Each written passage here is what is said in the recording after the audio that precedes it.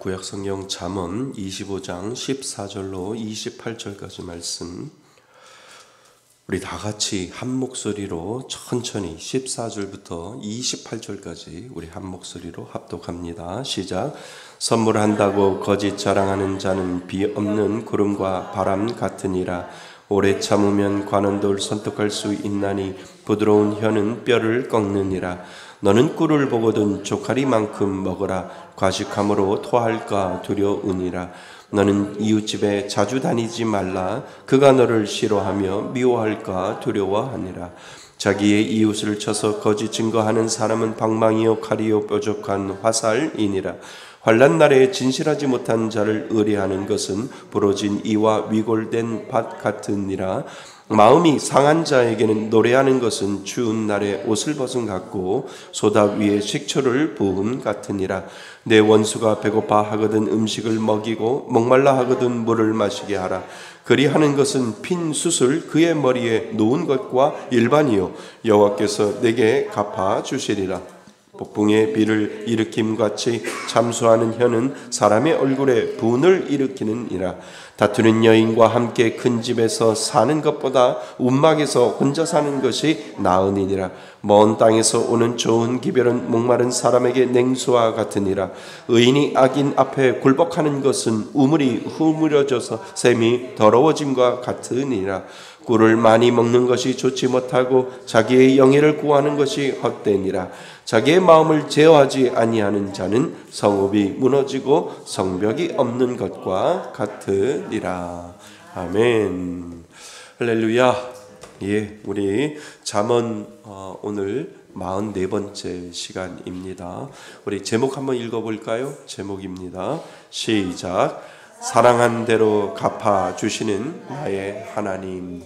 사랑한 대로 갚아주시는 나의 하나님 라고 하는 제목입니다. 그래서 우리가 사랑을 하잖아요. 그런데 좋아하는 사람 사랑하면 얼마나 좋아요. 그런데 미워하는 사람도, 미워하는 사람도 사랑하는 대로 갚아주시는 하나님. 하나님이 갚아주시는데요. 그죠? 미워하면 안 돼요. 그렇죠? 미워하는 사람을 사랑할 줄 아는 게 그리스도의 마음입니다. 사랑하는 사람을 사랑하는 건 쉬워요. 좋아하는 사람을 좋아하는 건 쉬워요. 그런데 미워하는 사람을 사랑하는 거 어려워요. 그래서 내 안에 누가 계셔요? 하나님이 계시잖아요. 그러니까 우리가 그분을 의지해서 하나님 나는 못해요. 그런데 내 안에 계시는 누구요? 하나님이 계시기에 하나님의 힘으로 할래요 라고 하는 이 믿음의 고백이 우리들에게 필요하다는 거지요. 그러니까 든든한 거예요. 나는 못해요. 그 자격이 없어요. 그런데 누구의 힘으로? 하나님의 힘으로 하는 거예요. 억지로라도 나는 못하지만 하나님은 하라고 말씀하실 때 하나님 순종하면서 미워를 하면은 미워져요. 사랑을 하면 사랑하게 된다라고 하는 것을 우리들에게 주셨기 때문에 세상 사람들은 미워하는 사람은 끝까지 미워하더라도 우리는 미워하는 사람을 사랑할 줄 아는 그 힘을 하나님이 주셨다라고 하는 겁니다. 아멘. 예. 자, 우리 말씀 요약 같이 한번 읽어보겠습니다. 시작.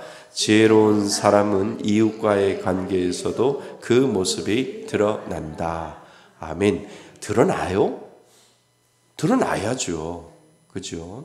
지혜로운 사람은 이웃과의 관계에서도 그 모습이 드러난다라고 하는 거예요. 그러니까 지혜로운 사람은 누구예요? 예수 믿는 사람이에요. 그러니까 믿는 사람은 이웃과의 관계에서도 하나님의 법칙이 적용되어야 되고요. 하나님의 법칙이 나와야 되고요. 하나님의 방법이 드러나야 된다는 거예요. 아멘. 예, 그래서 우리가 그 방법을 배우는 거예요. 방법이 안 되니까 자꾸 하나님은 우리에게 훈련을 시키시고 너 한번 내 방법대로 해봐. 네 방법대로 해보지 말고 내 방법대로 해봐. 그래서 우리는 내 방법대로 하다가 자꾸 자꾸 우리는 넘어지고 훈련받으니까 하나님은 자꾸 우리들에게 강요하시는 거예요. 네 방법으로 하지 말고 내 방법으로 해봐 라고 하나님께서 말씀하셔서 이웃과의 관계에서도 그 모습이 드러나게 되어 있다라고 하는 겁니다. 그러니까 아주 이 잠언에서 우리에게 이야기하는 것은 간단해요. 그러니까 너희가 배웠으면 그 배운 것이 드러나야 되는데 야고보서에서 말하는 것처럼 너희들이 믿음의 행동이 드러나지 아니하면 그것은 믿음이 아니다라고 이야기를 하는 거예요. 믿음이 있느냐? 그 믿음이 삶 속에서 드러나야 그것이 진짜 믿음인데 믿음이 있다라고 하면서도 삶 속에서 그 믿음이 드러나지 아니하면 그 믿음은 없다라고 하는 거예요. 그거가 똑같다라고 하는 거죠.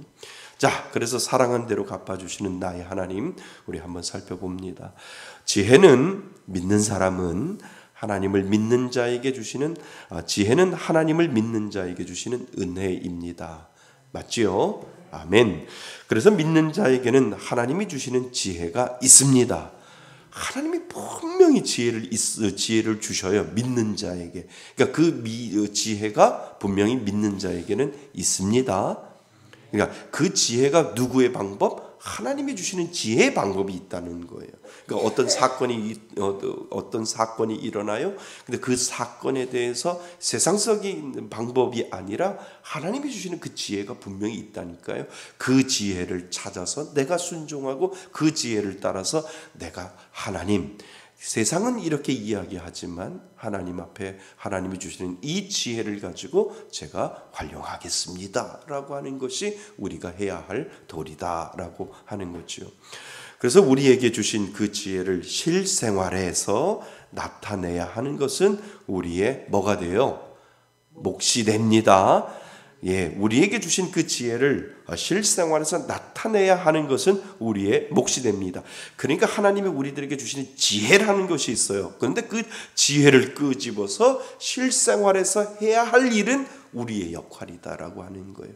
누구에게나 믿는 자에게는 하나님이 주시는 지혜가 있는데 그 지혜를 끄집어내서 실생활에서 내가 적용하고 실생활에서 내가 해보고 하는 것은 내가 해야 할 몫이라는 거예요. 하나님이 그렇게 말씀하시는 거예요. 내가 너한테 지혜를 줬는데 왜 그 지혜를 활용하지 못하느냐라고 말씀하실 때 내 안에 있는 나의 연약함, 나의 나약함, 나의 게으름 때문에 그것을 끄집어내지 못하는 나의 연약함 때문에 나의 문제이지 하나님 분명히 저와 여러분들에게 믿는 자에게는 지혜를 분명히 주셨다는 거예요. 그러니까 가장 중요한 건 뭐냐면 기도하면 그리고 하나님이 기도하는 가운데 나에게 하나님이 감동을 주면 실천해야 돼요. 이게 맞는 거예요. 그냥 재는 게 아니에요. 기다리는 게 아니에요. 그냥 기도하다 보면 그리고 말씀 듣다 보면 그리고 찬양 부르다 보면 감동이 와요. 그러면 그냥 하는 거예요. 그냥. 이것이 순종이에요. 그러니까 이게 내 마음과 내 생각에 부대낌으로 다가오는 것이 아니라 하나님 맞습니다. 하나님 저에게 이 마음을 저에게 주셨으니까 제가 끄집어내서 실생활에서 적용할게요 라고 하는 것이 순종이라니까요. 그러니까 이것을 순종하지 못하고 흘려보냈던 게 얼마나 많아요. 인정하셔야 돼요. 그냥 하나님 그냥 없던 걸로 때가 참 많단 말이에요. 그런데 이 훈련이 제대로 되면 그냥 순종하는 거예요. 하나님 왜 나에게 자꾸 이 마음을 주시는지요. 제발요 저한테 하나님 제발 이런 마음 주지 마세요. 그런데 하나님 그냥 이 마음 주셨으니까 순종할래요. 이것이 우리들의 마음 가운데 필요하다니까요. 아멘. 기도하시는 분은 알아요. 기도하시는 분요 새벽에 하나님 앞에 무릎 꿇고 교회에 와서 기도하시거나 집에서 기도하시거나 하나님이 쑥 말씀하실 때가 있어요. 전혀 생각하지 않을 때가 있어요. 그런데 하나님은 그거를 나하고 다루시고자 원할 때가 있거든요. 그러면 거기에서 흘러보내는 것이 아니라 하나님이 이거 나 짚고 넘어가시려고 하시는구나 라고 생각해서 하나님 어떻게 할까요? 왜 내가 이걸 해야 하죠? 왜 내가 이걸 해야 하는데요? 그러면 어떻게 할까요? 라고 하면 하나님이 구체적인 방법까지 주셔요. 그때 하나님, 제가 순종할게요. 이 믿음의 고백이 신앙이라니까요. 이 믿음의 고백이 믿음이라니까요. 진짜 살아있는 믿음이라니까요. 아멘 해서 끝나는 것이 아니라 아멘 했으면 하나님, 나에게 주신 이 마음 제가 순종할게요. 이게 맞다니까요. 이것이 안 되면 계속해서 하나님은 훈련시키시는 거고요.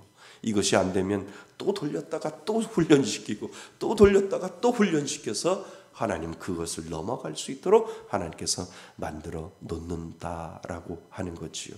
자, 그래서 실생활에서 정말 드러나지 않는 것은 나의 나약함이나 게으름이나 연약함입니다. 그렇다면 그나마 다행이지요. 하나님이 그런 것까지도 훈련하시니 말입니다. 문제는 믿는다고 하면서도 정말 믿지 않아서 실생활에서 전혀 드러나지 않는 믿음이 문제다라고 하는 거죠. 근데 이 믿음은 진짜 믿음 아니라니까요. 왜요? 실생활하고 전혀 관계가 없는 것. 교회 와서 아멘! 진실로 확실히 믿습니다. 그렇습니다. 그렇게 되기를 원합니다라고 하는 이 믿음의 고백이 밖에서도 아멘이 되어야 된다니까요.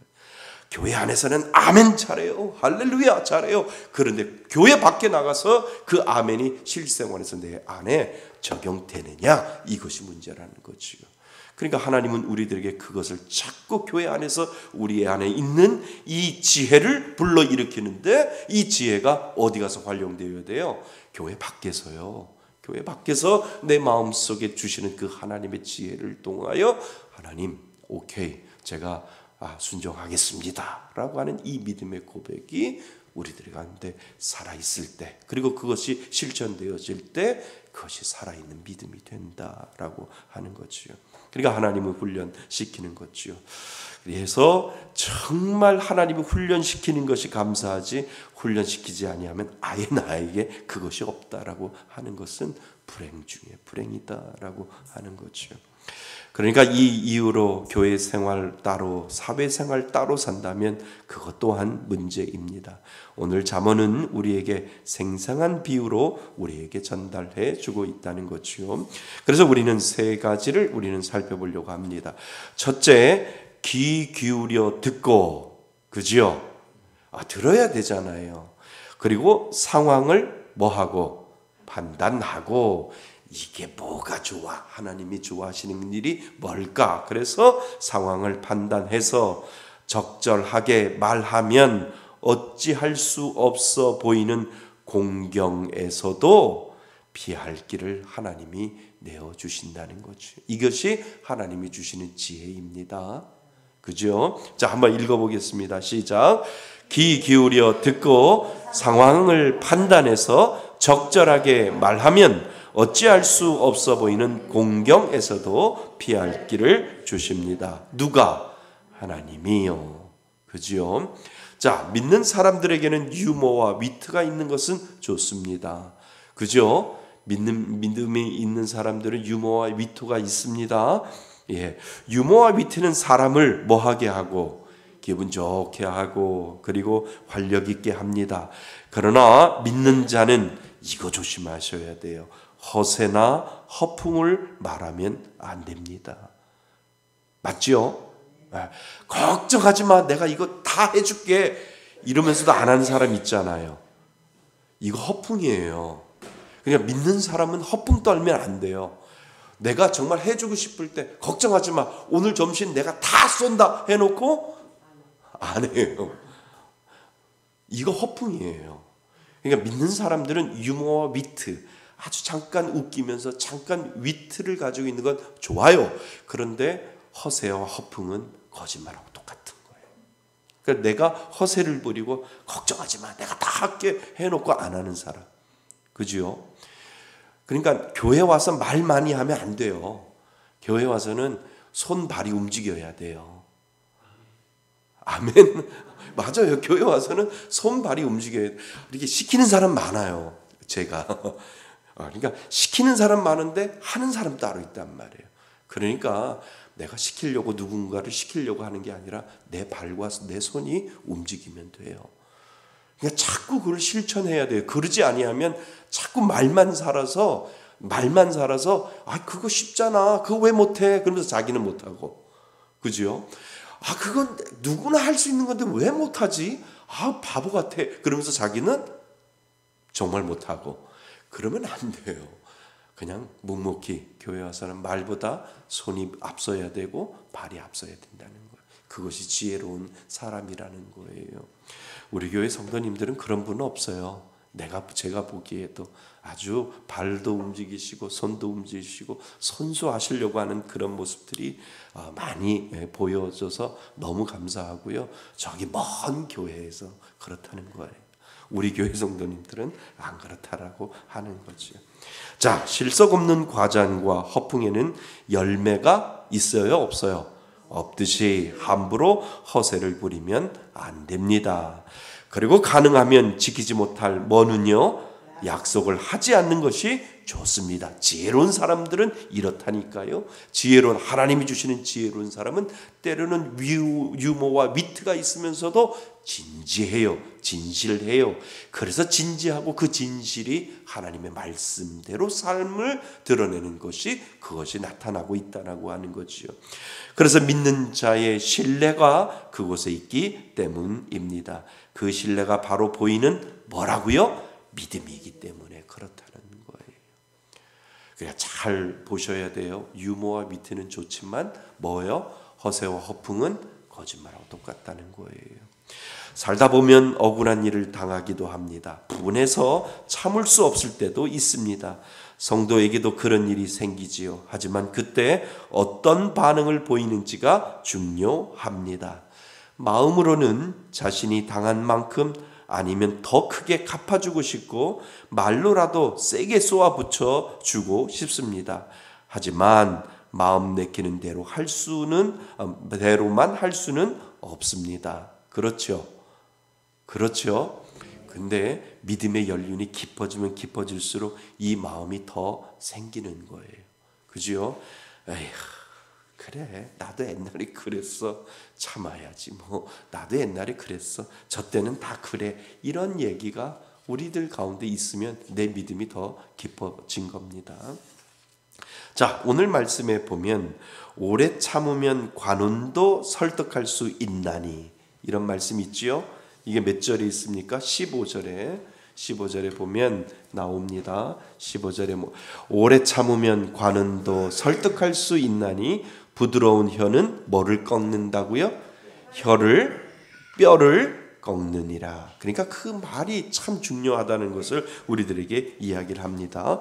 그래서 오래 참으면 관원도 설득할 수 있나니 부드러운 혀는 뼈를 꺾는다라고 15절에 말씀하고 있습니다. 그러니까 말처럼 혈기를 부리면 결국 자신에게 뭐가 된다고요? 손해가 됩니다.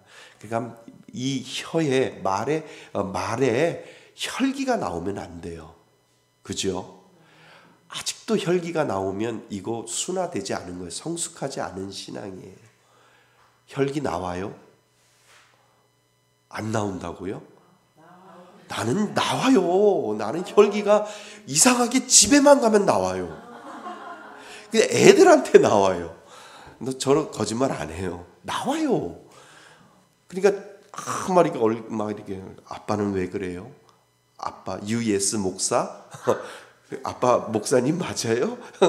어릴 때부터 제가 그 얘기 들었는데, 물론 혈기가 나오지만 정말 조심해야 돼요. 정말 여러분들 혈기 나오면 안 돼요. 혈기가 나올수록 말을 천천히 해야 돼요. 혈기가 나올수록 말하지 말아야 돼요. 혈기가 나올수록 참으셔야 돼요. 하나님이 주시는 그 인내함을 가지고 참으셔야 돼요. 그런데 혈기가 나와도 돼요. 뭐는? 불의에 대해서는, 죄에 대해서는 나오셔야 돼요. 그러니까 그 혈기가 그냥 세상 사람들이 말하는 막갱판 치는 그런 혈기가 아니라 예수님이 채찍을 들고 거룩한 분노를 일으켰던 것처럼, 이 독사의 자식들아, 어디 성전에서, 하나님의 성전에서 너희들이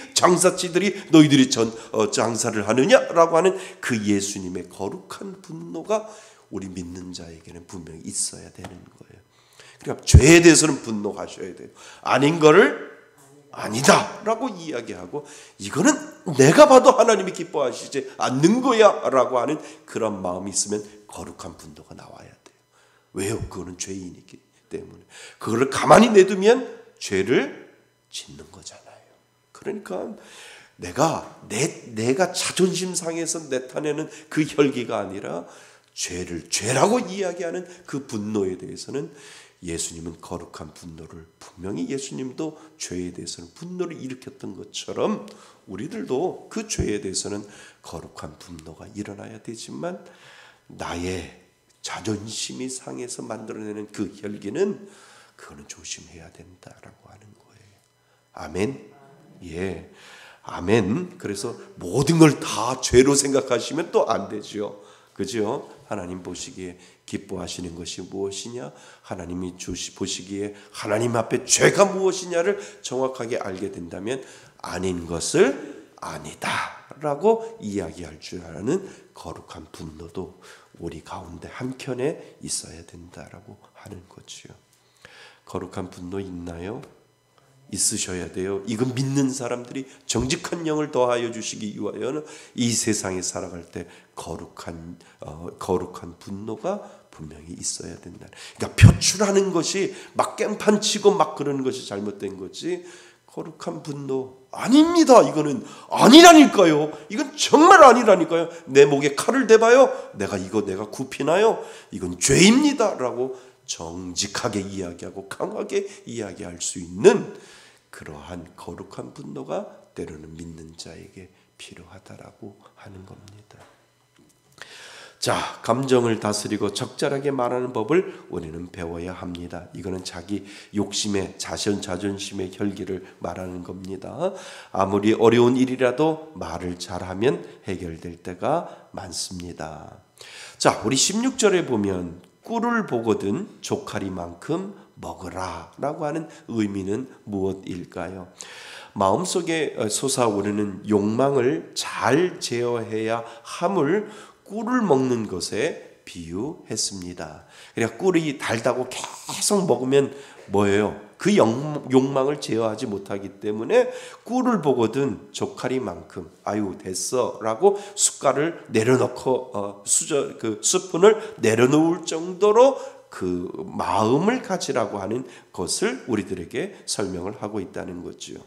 그러니까 이웃에 그래서 꿀을 보거든 조카리만큼 우리에게 욕망을 제어할 수 있는 그 방법을 우리들에게 설명을 하고요.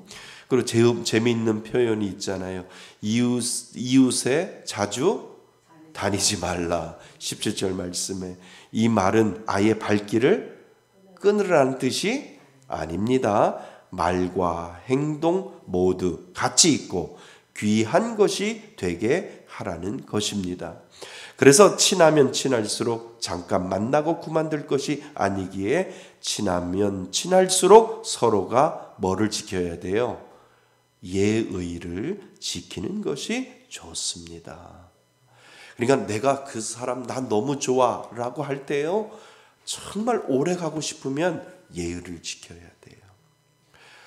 지지난 3주 전에 영국에서 친구 목사님이 오셨어요.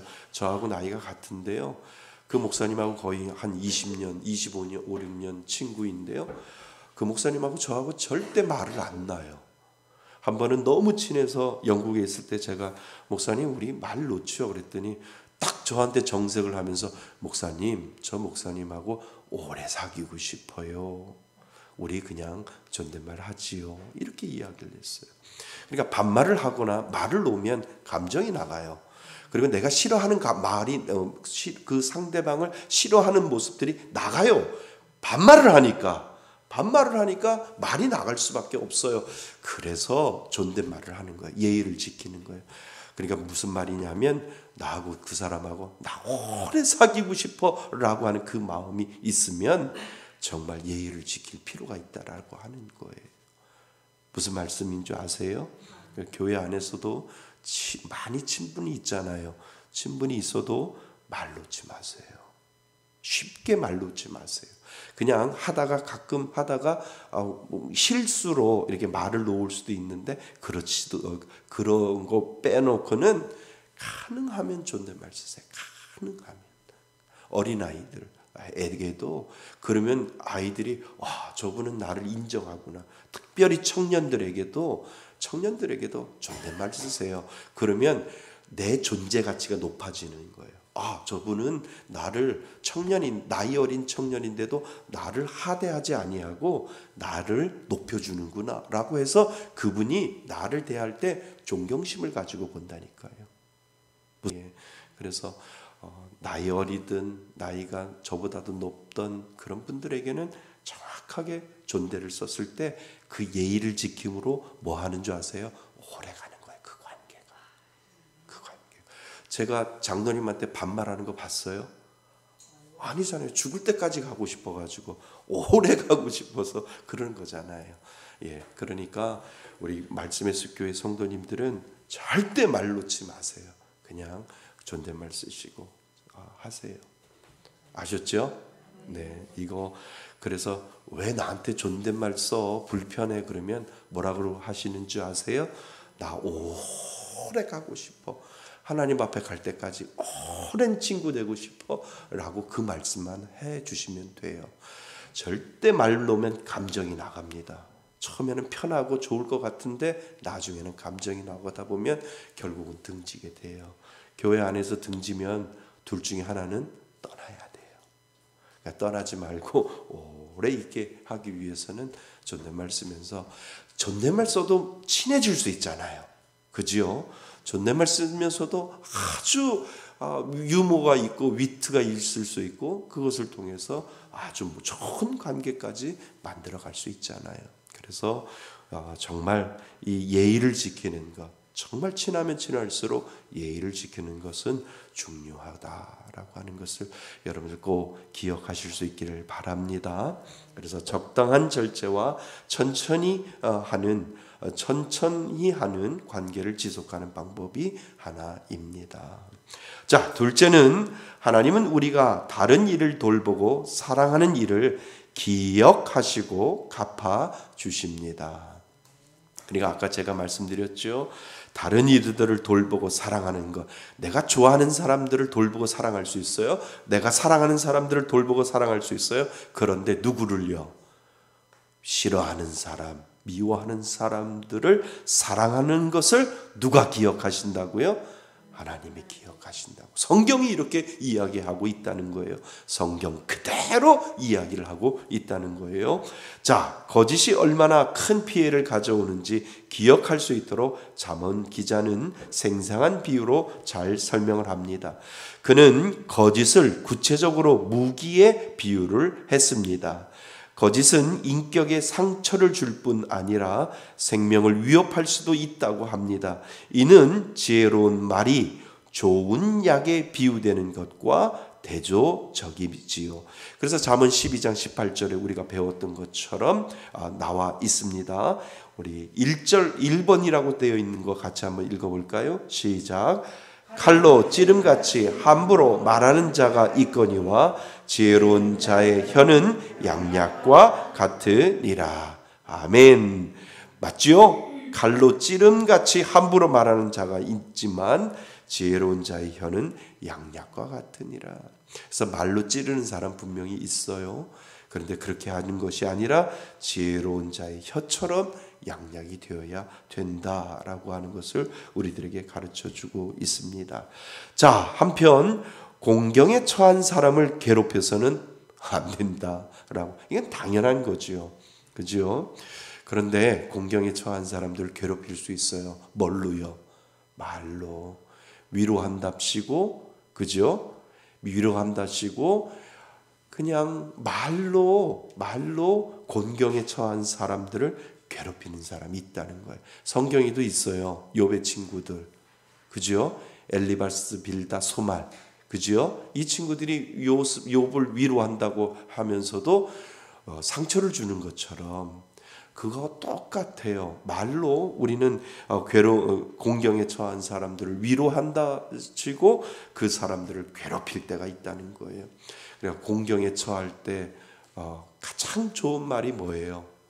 제가 기도할게요. 옛날에 나도 한번 해봤는데 괜찮아 이런 말도 안 좋아요. 그냥 제가 기도할게요. 그거보다 더 좋은 거는 그냥 안아주는 거예요. 같은 동성끼리 그냥 안아주면서 등 두들겨주면 그것만큼 큰 위로가 없다는 거죠. 그런데 내가 경험해봐서 아는데 내가 해봐서 아는데 걱정하지 마. 조금 있으면 좀 괜찮아질 거야. 뭐 이게 위로가 안 돼요. 위로가.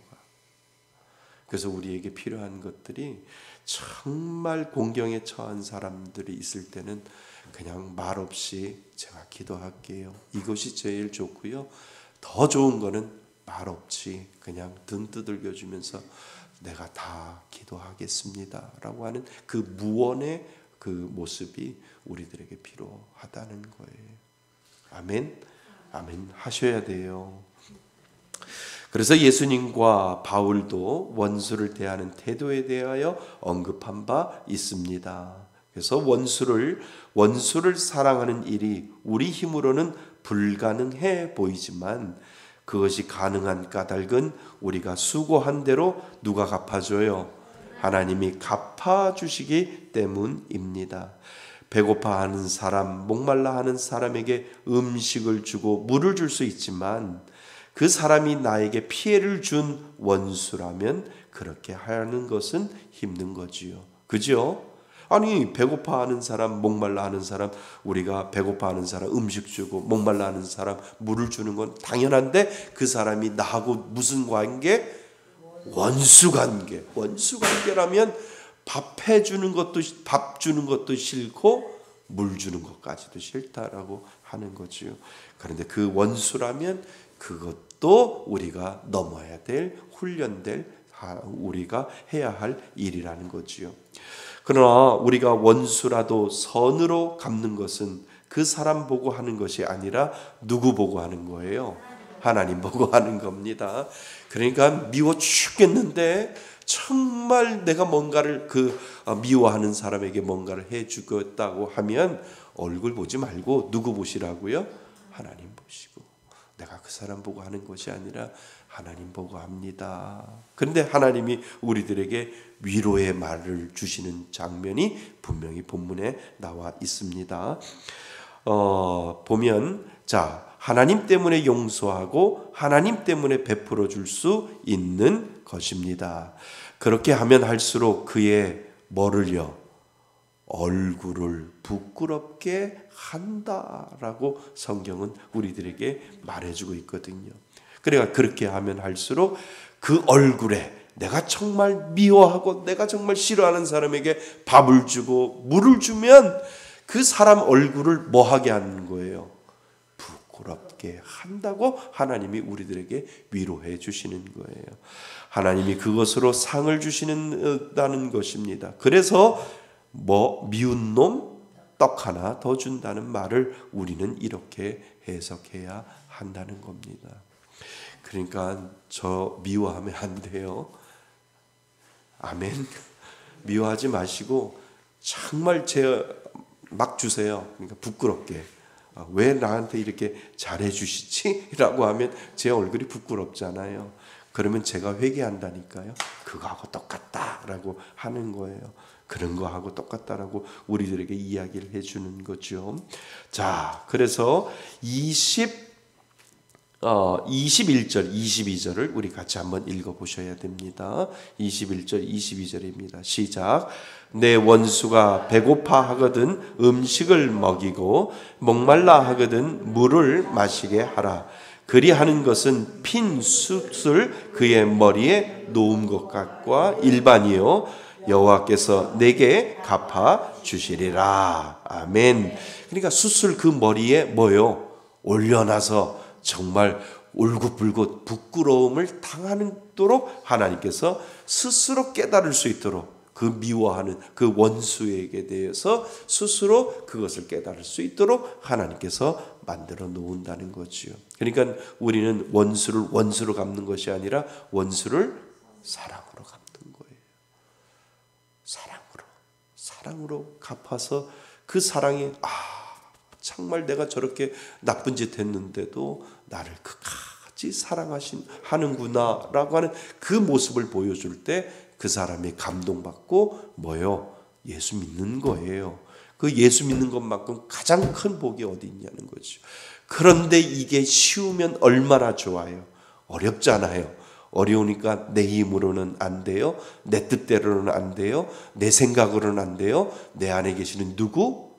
하나님이 힘으로 할 수 있도록 힘과 용기와 지혜를 주세요 라고 우리들에게 열어놓은 것이 뭐예요? 기도라는 거예요. 기도. 아멘. 그러니까 기도하면 하나님이 지혜를 주고 기도하면 힘을 주시고 능력을 주셔서 하나님 내 힘으로는 하지 못하지만 누구의 힘으로? 하나님의 힘으로 하겠습니다. 이 믿음의 고백이 우리들 가운데 나오셔야 된다는 거죠. 아멘. 자, 우리 셋째, 마음을 제어하지 못하면 패망하기 쉬우나 마음을 다스릴 줄 알면 평안을 누립니다. 하나님이 주시는 궁극적인 목적은 뭐예요? 평안입니다. 예, 다른 이들과 다투는 것은 참으로 소모적인 일입니다. 아무리 넓고 화려한 집에 살아도 다툼이 있는 가정은 행복할 수 없습니다. 그렇죠? 예, 그래서 우리가 아까 읽었던 그 다툼이 있는 집보다 어디에서 있는 게 더 낫다고요?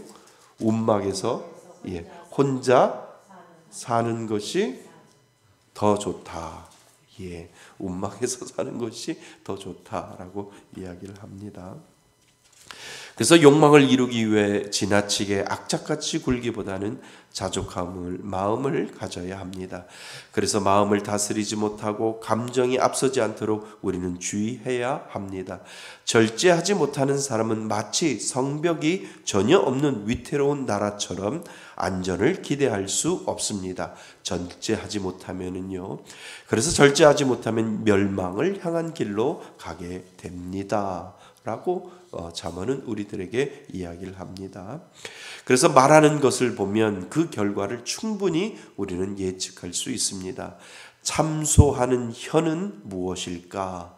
우리 참소하는 혀가 23절 참소하는 혀가 어디에 나오지요? 예, 23절에 나옵니다. 그래서 참소하는 혀는 무엇일까? 그것은 감춰진 허물을 굳이 드러내어 중상모략하는 것을 뜻합니다. 잘 다투는 아내와 넓은 집에서 사는 것보다 지붕 한 모퉁이에서 혼자 사는 것이 낫다라는 말을 우리는 기억해야 합니다.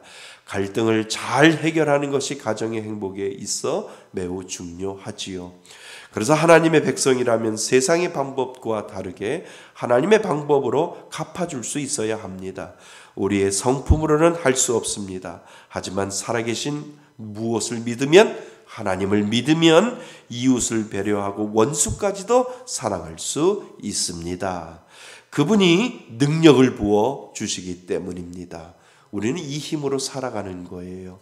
그죠? 그래서 마음을 다스리지 못하면 환경이 아무리 좋아도 평안을 누릴 수 없습니다. 그러나 마음을 잘 제어하면 하나님이 주시는 풍성한 은혜를 우리는 누릴 수 있습니다. 예, 결론 보겠습니다. 하나님의 뜻대로 행하는 일이 손해라고 생각한다면 살아계신 하나님과 그분의 약속을 믿지 못하는 것입니다. 마음을 제어하고 하나님의 풍성한 은혜를 누리는 성도가 우리는 되어야 합니다. 아멘. 그러니까 우리가 사랑하는 대로 갚아주시는 하나님이십니다.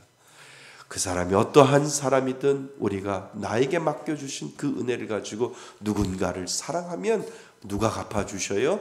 하나님이 그러니까 하나님만 아시면 족하리라고 하는 이 고백이 우리들에게 필요하다는 거죠.